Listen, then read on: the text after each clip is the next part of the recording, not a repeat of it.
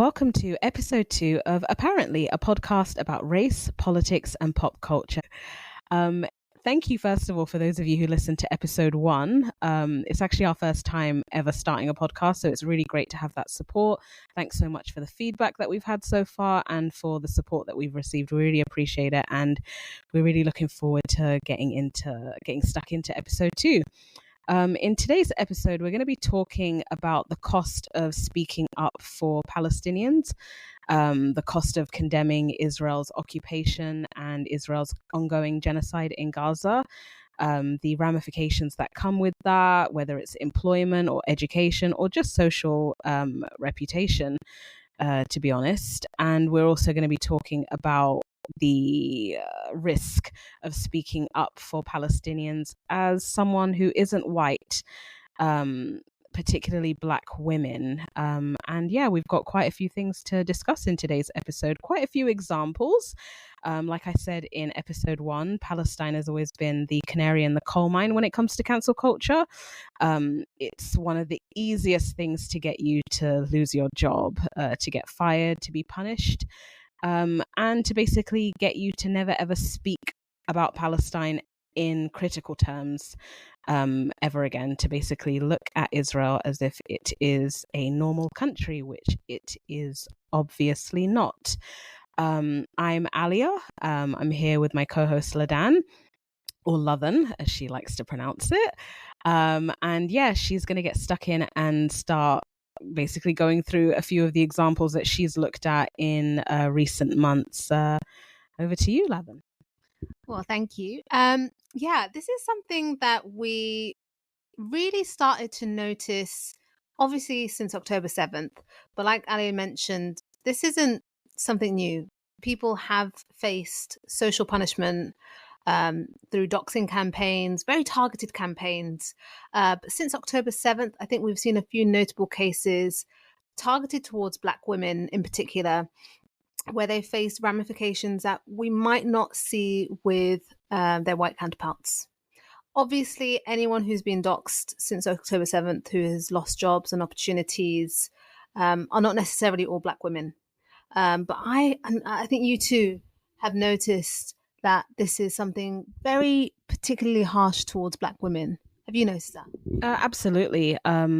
Obviously, it is easy to target Palestine. The biggest demographic, it goes without saying, that gets targeted the most are the actual victims of this genocide, the victims of this occupation, Palestinians themselves. Of course, you have Palestinians who are Black Palestinians as well. We can't forget that.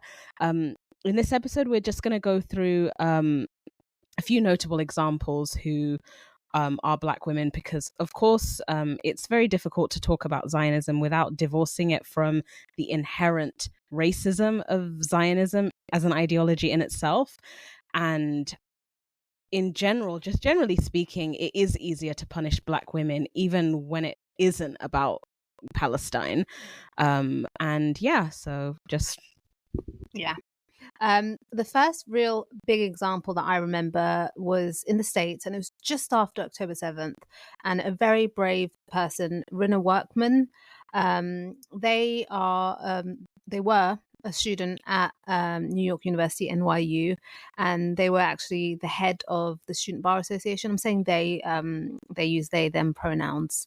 And they were actually forced to step down as the head of that chapter, which is a pretty prestigious position to be in. They were a brilliant scholar and was really primed for a lot of success in the legal industry as a associate, which is basically a legal contract for UK folks. She had my bad. They had an offer withdrawn, an offer of employment rescinded as an associate at a very prestigious law firm in the States, Winston and Strawn, on the 10th of October. And apparently the salaries, I looked it up actually, just to see what exactly she lost for speaking out.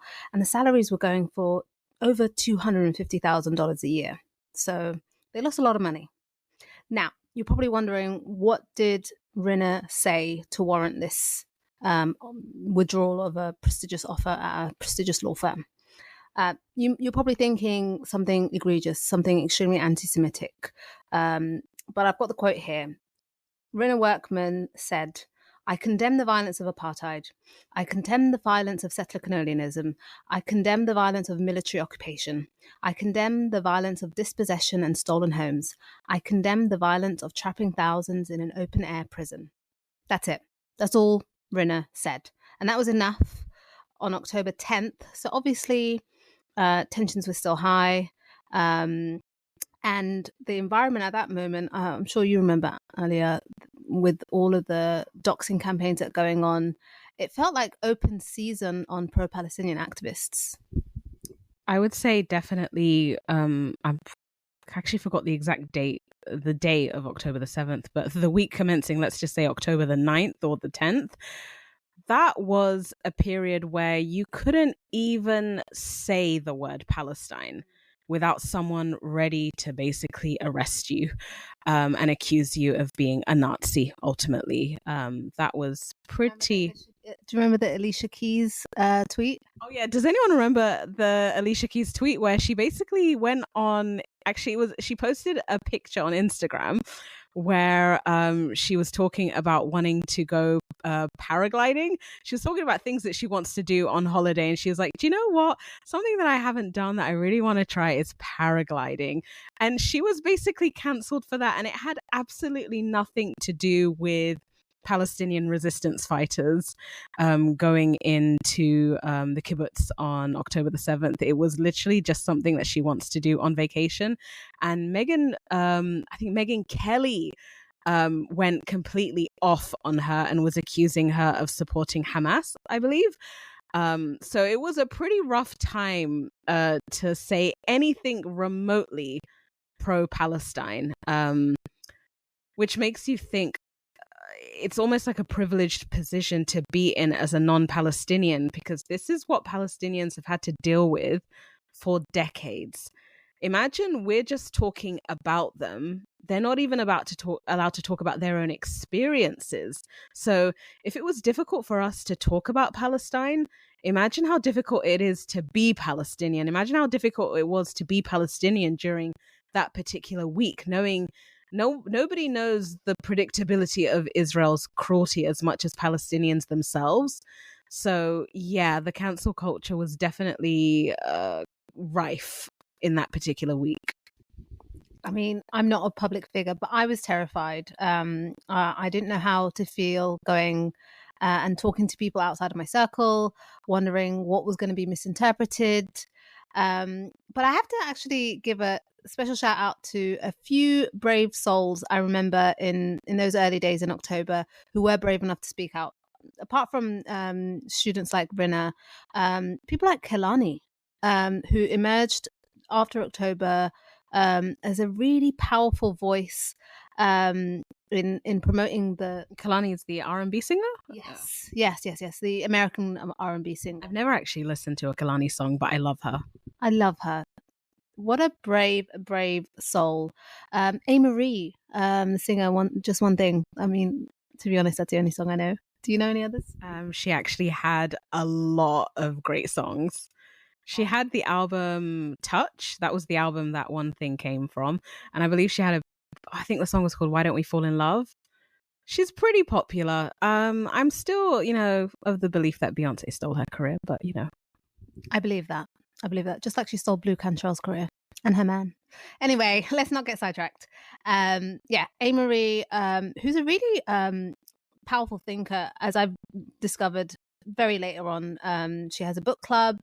But yeah, both of these brilliant people who are part of pop culture were using their platforms, using social media, and just using their voices, basically. And they withstood it. They withstood cancel culture. They couldn't be doxed. They are public figures already, and they don't rely on the Megyn Kellys of the world to pay their bills, basically. But it's people like Rina Workman who lost out on that opportunity. So my frustration is, what are we doing for those Black femmes or women who have put their neck on the line, lost out on opportunities, don't have the social media clout that these celebrities like Kehlani and Marie do, who are doing brilliant things, by the way. I'm not discrediting that at all. But people who are a little bit more vulnerable, and who can be bullied by organizations like Stop Antisemitism, which, don't let the name fool you, they're not really interested in stopping antisemitism. They're willing to use it. So Stop Antisemitism is the most deranged Twitter account you will ever come across. Their entire thing is basically doxing people. So finding out people's real names, plastering their photos, their work details, their employment, and just trying to get them fired for basically speaking the truth. I don't believe Stop Antisemitism's account. First of all, it's definitely not stopping anti-Semitism, but I don't believe they've ever highlighted a post that was actually anti-Semitic. I'm pretty sure 99.9% of the posts are people who have the audacity, who've basically committed the crime of humanizing Palestinians, of seeing Palestinians as human beings. That appears to be the most anti-Semitic thing that Stop Antisemitism's account wants to basically highlight. It's pretty disgusting. Ladan, you were going to tell us more about the person who runs the account. So basically, it's run by a deranged Zionist, a racist, a white supremacist, and an anti-Black racist. So, yeah. Yeah. It's run by a woman called, I hope I mispronounce this, Leora Reznichenko. She's, I think, of Ukrainian background, but she's based in the States. And famously, she was busted for using anti-Black slurs. I hope I can say this, but there was a picture. Yeah, I hope I can say that, right? She replied to a quote picture of Ilhan Omar. Ilhan Omar is the Somali American congresswoman, who was talking about the oppression that she faces as a Black Muslim woman. And she replied with, I'm not going to say the word, but N-word, please. And mind you, Leora Reznichenko is not a Black woman. Like I said, she's a Ukrainian woman. And what has Stop Antisemitism done most recently is that they're now starting on the kids. They're doxing high school seniors, not even 18, I believe. There's a student called Renee. I won't say her last name because I don't want to dox her again.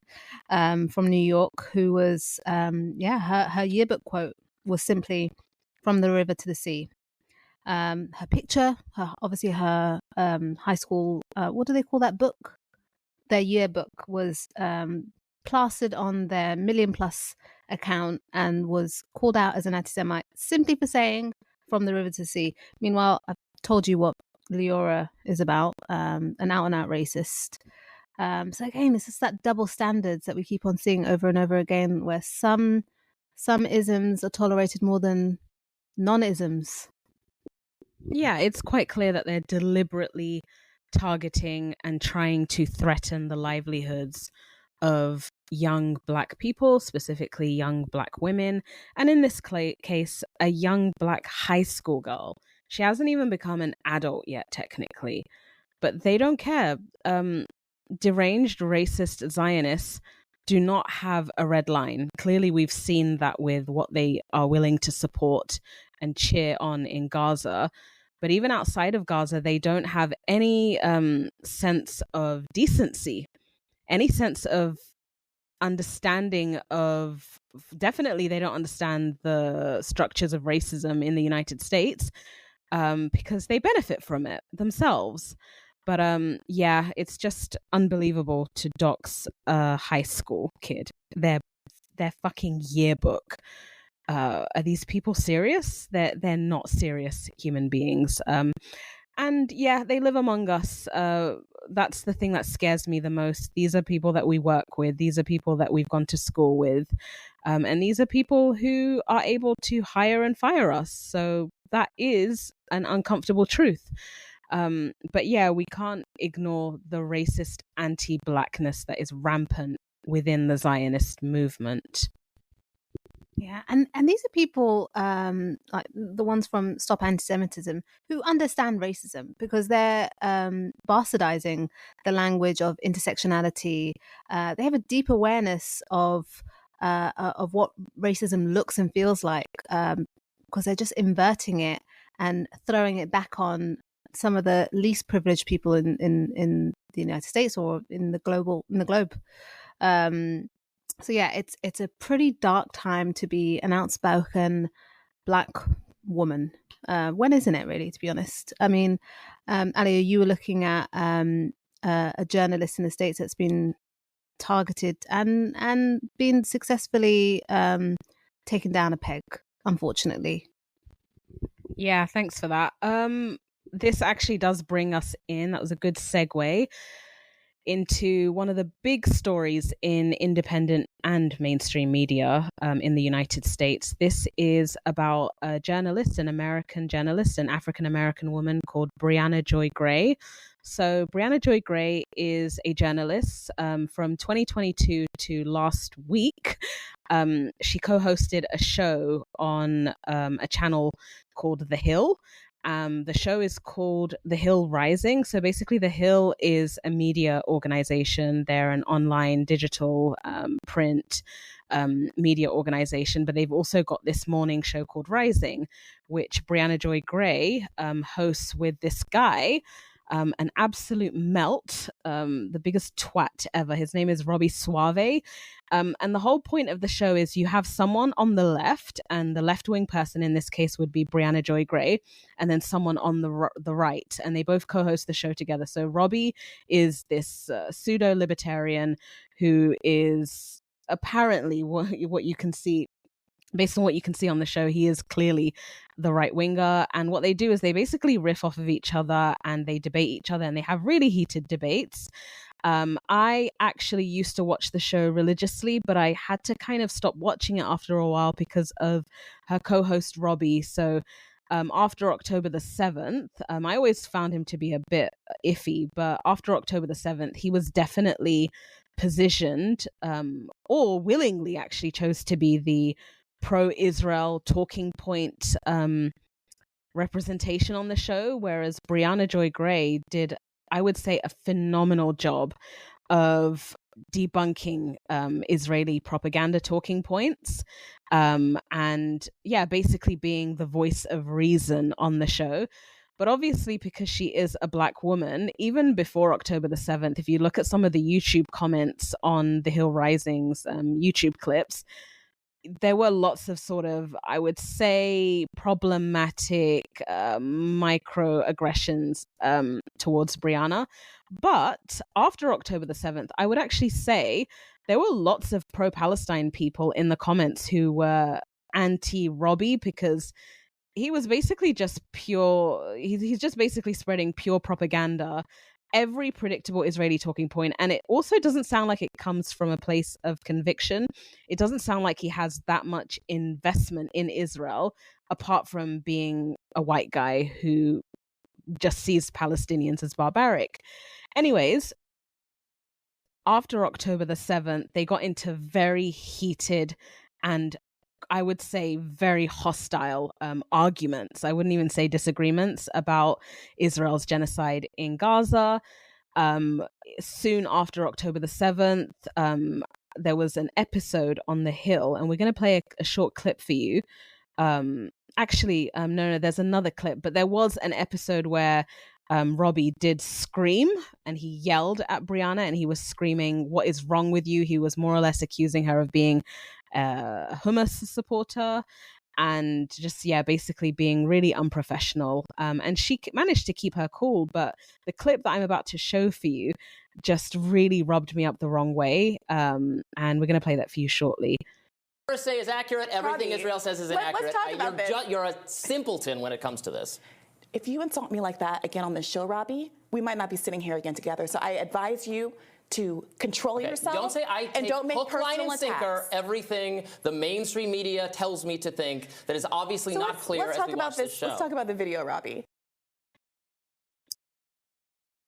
So yeah, I cannot for the life of me understand the audacity of certain white men being able to tell a Black woman that she is a simpleton. The racial connotations behind calling a Black person a simpleton, it sort of brings up lots of things about, IQ tests, low IQ, implying that Black people are stupid, and just the sheer unprofessionalism of calling your co-host that. And I think the way Brianna responded to it, that was pretty cool. I think she has an amazing amount of grace, considering the amount of disrespect she faces from these libertarian bros. Also, quite recently, she was on a debate with a few right-wingers, including this libertarian podcaster, Konstantin Kisin. Konstantin Kisin. He's basically, I don't know if he's Ukrainian or Russian. Yeah, he's basically a contrarian, racist piece of shit. But just before you go into it, Ladan, the festival that Brianna appeared on shortly, it took place a couple of months ago, but it's called Dissident Dialogues Festival, and it took place in Brooklyn, New York, and it actually was organized by the banjo player, the one that got fired from Mumford and Son. I think his name is Winston. Yeah, so there's another libertarian tryhard. Konstantin wasn't really a fair moderator. He was chiming in and not really controlling the Islamophobic, racist tone that the debate was going in. And afterwards on social media, on Twitter, X, formerly known as Twitter, called her DEI Barbie. Now that's a big, massive racist, it's not even an undertone, like that is a racist statement. Basically undermining her intelligence. He was throwing jabs about her degree at Harvard. A very jealous guy. I mean, I saw online he's a dropout from University of Edinburgh, so maybe he's a little jealous, a little bit resentful. But yeah, just calling her an uppity moron in basic terms. Yeah. So the debate that took place at the Dissident Dialogue Festival, basically Brianna Joy Gray, I believe, was the only left-wing person on the panel, the only black person on the panel, and the only black woman on the panel. And they were talking about what they like to call the Israel-Hamas war, but really it's a genocide. And the thing that made me realize that Brianna Joy Gray was going to get fired was immediately after the videos from this debate festival were published on X, formerly known as Twitter. You could sort of see this entire coordinated response from all of these pro-Israel Zionists. Many of them, you can tell, come from troll farms. They're not like real people. It's troll accounts. But a lot of the pro-Israel, pro-genocide, I would say, social media influencers, they were really going hard on her because she was basically on the panel with an all Zionist panel, talking about the fact that Israel is a racist ethno-state and saying that she believes in a one-state solution where it's one person, one vote, similar to South Africa. And what they did was they misinterpreted deliberately. It was a disinformation campaign to make it sound like Brianna was basically talking about eliminating Jewish people from the state that is called Israel, the Zionist entity, when really that is not what she was saying. She was clearly talking about a one-state solution, which looks now more necessary than it's ever looked to people who we definitely always knew this, but to people who were ignorant enough to think a two-state solution would be viable, it clearly is not. If you look at the types of people that Palestinians would have to live next door to, it's just not possible. But yeah, so there was a coordinated campaign online, and the Democratic representative for the poorest district in the United States of America, his name is Richie Torres, from New York's 15th congressional district. Remember, this is America's poorest district. And I believe someone did a search on X and they found that Richie Torres, this Democratic representative, has tweeted more about Israel than he's ever tweeted about New York. He's basically the most Zionist Democratic representative in Congress. And he's just a completely odious waste of space. He's just an absolute degenerate. But anyways, he led the charge in creating this disinformation campaign about Brianna Joy Gray. He's always sort of had it in for her. And his whole thing was to try and get her fired. Well, anyways, fast forward to June 7th, just last week, she co-hosted an episode with that guy, Robbie Suave, her co-host, and they interviewed on an episode of The Hill, her show, The Hill Rising, basically the sister of an Israeli hostage. Now, in that interview, she's basically talking to the sister of the Israeli hostage, and it didn't really go very well because the sister of the hostage really didn't sound like she was talking too much about her sister. She was just repeating lots of the debunked Israeli talking points about what took place on October the 7th.